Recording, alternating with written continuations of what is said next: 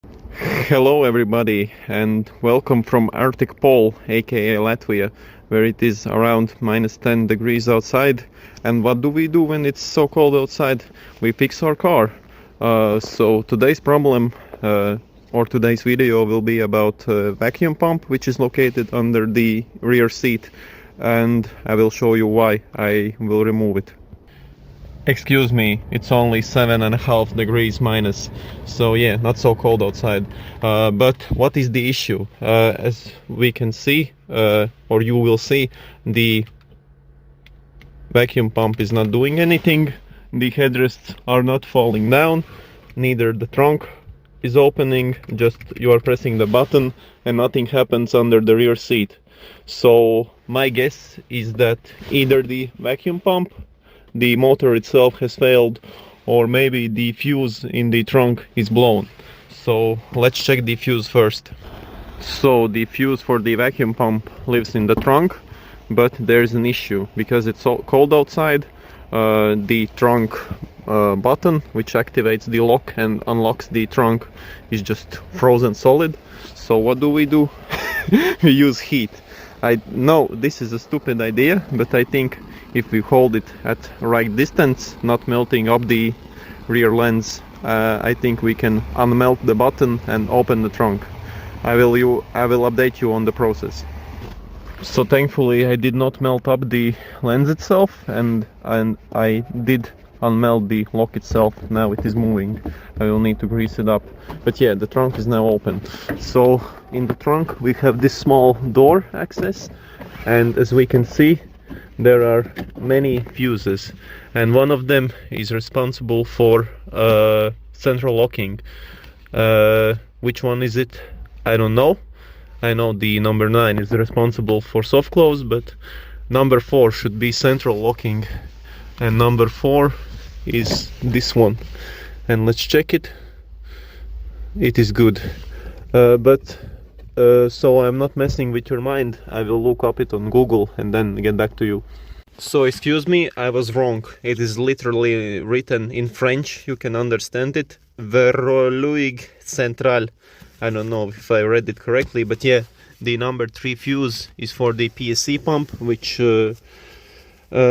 is responsible for central locking. And as we can see, this fuse is okay. So if the fuses are okay, then I have a suspicion, like I said, that the motor is burned down. So we close this trunk, and now we locate the motor. The motor is located under the rear seat. To remove the rear seat, there are 2 latches. One here, you just pry it up, and the second one, excuse me, second one is, well, yeah, easier to do with both hands, but basically, yeah, now we have access to the rear seat. It just lifts off. We can find all kinds of stuff here, like coins and these connectors, which are responsible for seat heating. So let me disconnect those and I will show you where the pump lives. So this is the seat removed. I partially removed these connectors for seat heating. I don't know how to disconnect them further, but anyway, I just balanced everything on Coke bottle, and yeah, this is the place where the vacuum pump lives. As we can see, it is missing the top cover. It should be like this, and it means somebody has messed it around with this pump already. So yeah, I don't know why it is stuck. Oh, it's not stuck, but yeah, this is the unit. This unit is very expensive because it is only for 97-98 year, and yeah, we should be very careful removing these lines so we don't break anything, because it was working perfectly before it died. Yeah, this is a good time to inspect your car's floors. As we can see, mine are pretty decent. I'm quite surprised to see this situation with the floors. I was expecting a big hole here because of rust, but nothing is there. So yeah, now we should remove all of these lines, but before we do it, we need to mark them. For example, these many lines are, I think, for central locking. No, these are whatever. But yeah, you need to remember how these lines went and where they went. So let's mark them, and then we need to remove them. Yes, I will show it to you. So here you can see all of the fittings, lines, whatever disconnected. I marked them where they should go. For example, this is SFG and it goes here. It's written here. And these yellow lines, they have no they can be connected wherever you want in these holes, so that's not important. When you have disconnected these connectors, then you should unpry this connector. It was tricky as far as I remember. It went something like inside. Yeah, sorry for bad angles. I will try to unplug it and show it to you. So basically I understood the system, how it works. You should disconnect this connector, a single pin, and then this thing just slides off. You will understand how to do it. So yeah, basically now the pump is disconnected from everything, and we can take it inside the warm room and take a closer look what's wrong with it. And yeah, so here we are at Mercedes-Benz central headquarters repair room. Yeah, so the pump itself, it looks like this. There are two bolts holding the pump assembly together. One is located on the top, two of them on the top, torques 20, 30, something like that. But the important part which we want to inspect is hiding under here. This cover is just like clipped in. You need to unclip these tabs so that this cover just lifts up. Nothing too difficult. I will show it to you how it's done.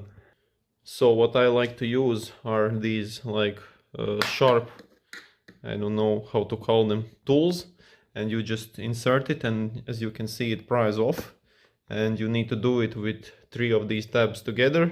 Then it will unlatch on one side and you will just like this lift it up. It's very easy. So yeah, let me do that and show to you. So here is the lid removed, and as you can see, this is the working principle, how they are held in. They are slotted in these small tabs, and yeah, you unpry this plastic and it just becomes free. And here is the offending unit. In my opinion, I think this motor is just come to an end, and I think it is just dead. So as we can see how it works. This motor gives power here on the bottom part, and this is the vacuum chamber, I call it that way. And when the motor turns in the vacuum chamber, there is vacuum or pressure created, and then it just flows the pressure into this complicated valve system, whatever, and it gives pressure, and you either unlock your doors or lock your doors, unlock your trunk, all of that stuff. So the motor and the vacuum part is pretty simple. So let me now disconnect this red pipe. Yeah, sorry for bad angle. Yeah, this is the red pipe, and as we can see, there is like black soot inside, and what that is either worn motor, the brushes, the graphite, or either worn vacuum element here. If it gets old, it just wears out and creates this dust. And as we can see, this dust is all around in here. Yeah, black stuff. So it works simply by oh yeah, the motor is burned down. I already see the issue. It is working from 2 wires, positive and negative. And what I usually do is just simply cut them off and install new motor. Speaking about new motors, I suspect that my cars can do this issue, either diesel or gasoline, so I have found myself replacement motors. These are from other pumps like this, and this is a working good unit. As we can see, we can compare it clearly. Okay, it has a bit different design, but it does the same. The vacuum chamber is exactly the same size, even these mounts are the same. So yeah, as we can see, this motor is like brand new. Of course it is a bit used, but it is basically brand new comparing to this. And as I said previously, what we simply do is just snap these wires in half, remove this old trash, and install new motor. And I think the issue is this motor, and when I will install new motor, everything will work again. If you want to, you can clean these parts from this black soot, whatever, but personally I don't see the point of it. Sometimes these lines can get loose, these like U-shaped ones, they get old, soft or hard, and they can break or split, and vacuum can flow around them. So these can be checked, but as far as I see, they are good. So yeah, and you should definitely check when you install this pipe back, so it is firm and it sits very good on this this pipe. Yes, you need to check whether there are no leaks from here to here. So yeah, small details, but as I said, nothing too difficult. So let me just snap this old pump off and install the new one. So basically that's it. The repair for the motor itself has been done. As I said, I simply cut off the old motor, installed the new one, connected the wires properly, red to red, black to black. And yeah, I know, yeah, you should use soldering iron and properly solder these wires together, but hey, it works for me. I have never had issues with these like heat shrinks. So yeah, now you simply just flip this motor up and install it in its housing. There was a place for a wire, or it wasn't, but yeah, anyway, you install it like this, run wires properly so they are not catching on anything, and don't forget to install this red pipe. This pipe is too short, it is simply cut off, so yeah, we need to reuse the old wire. Excuse me for misspelling information. I told you you can install this wire. This is not a wire, it's a hose. So yeah, when you install it, make sure it is seated all the way down, because it may fall off. I had this situation before, and then you need to disassemble this stuff again. And on the motor there is this rubber like bushing, let's call it that way. It absorbs the vibrations which motor gives, and it sits on this dot. So yeah, you understand how it works. So basically this is repair done. Yeah, these wires I installed, as far as I remember, they go into this slot. These tabs are sitting in their housings, so motor is secured. And yeah, about cleaning the plates, I don't want to clean the plate for a reason, because I do not have a contact cleaner, and anyway I don't see any purpose of cleaning it, because it looks very clean, like there are absolutely no damage or dirt. Yeah, it's a bit dusty from this worn motor dust, but again, this is a micro scheme and I don't want to ruin something, because brake cleaner is too aggressive. You need special cleaner for these plates, and better leave it alone as it is. Nothing will happen to it. Of course, if these solenoids and all these valves are totally dirty and oily from something, I don't know, yeah, you should clean them, but in my case they are pretty clean. So inside of this motor the job is done. Now we locate this tab, this pin. We simply just put this cap on, and voila, it is back in its place, and the pump is repaired. Something is shaking inside, but that's okay. There's always some dirt, or I don't know what inside, but yeah. Now we need to clean it a bit so it looks tidier. Does not change the way it works, but I just like things clean. And then we need to go back to the car and connect it and see whether it works. So yeah, let me clean this. So before I move outside and install this PSE pump back in the car, I want to talk a bit about this motor. You may ask a question, why does this pump die? As you could see, nothing inside is dead. The microscheme, all of the lines, they look like brand new. They have no wear at all. Well, there is wear, but they are not faulty.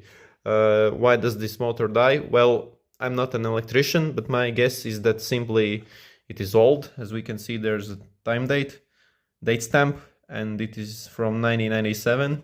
Today is 2026, and yeah, good old Mercedes quality, Bosch quality, but nothing lasts forever. So I think it is dead just because of age. yeah, things wear out, as we can see from this black set, and they just become dead. So yeah, now let's go to the car. So we are now back at the car. First thing I want to do, and what I suggest you to do, is to connect up this wiring harness and then install the pump back in its housing, this foam part. So let's do this. So all of the connections, as you can see, have been made, and now it's just simply plugging back all of these yellow white lines where they came off. As I said previously, SFG goes to SFG, and there is nothing difficult about this. You just press them on and that's it. So everything now is connected. Now we can test out this pump. Let's go to the center console and press some buttons to see whether it works or not. So we put on the key in the ignition, turn it to second position, and let's try something, for example the headrests. Yes, as you can hear, the pump is working. Sounds a bit unhealthy, but it does the thing. Yes, trunk works too. Yeah, these are the functions which I can test now. So I would say job successful. So as you could hear, it is doing its thing. It sounds a bit unhealthy, but it works. Now the headrest can be lifted back up. Yeah, why it works like this, as you saw on the motor itself, the shiny one inside, there are 3 bolts on the bottom. You can turn these bolts, and that way you adjust the pressure for this pump, how long, how strong it pulls, or the other way. So yeah, you can mess around with it, but I just wanted to fix my car, so the vacuum functions are available, and yeah, I did that. As you can see, the trunk unlatched, this thing comes out too. Yeah, it goes inside. As we can hear, it is working. So yeah, I would say, well, I would not say, I see that the job was successful. So that's it for this job. So yeah, when this thing happens to your car, when the vacuum functions stop working, like these things, headrests, trunk latch, whatever, don't buy a new pump. Inspect the old one like I did. Just take it off. You can see it's not difficult. Open it up, test the motor. You can just add a plus minus to this motor inside and see whether it works. And first things first, just check the fuses like I did. If the fuse is okay, then get to here, test your pump, and if the motor is not working, replace the motor, because the motor costs like around 50-70 euros, and the pump itself, especially this type of pump for the later 140s, it costs starting from 400 euros, dollars, whatever. So before replacing parts, do a proper diagnosis. That's what many people don't do, and just try to find these pumps, and they just spend useless amounts of money. So yeah, as you can see, everything is fixed. So for this video, that's it. It's cold outside, I don't feel my hands. Yeah, take care and see you next time.